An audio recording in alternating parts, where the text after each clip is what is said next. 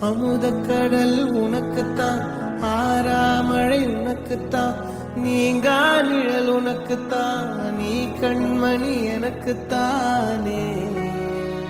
பொருந்திப்போ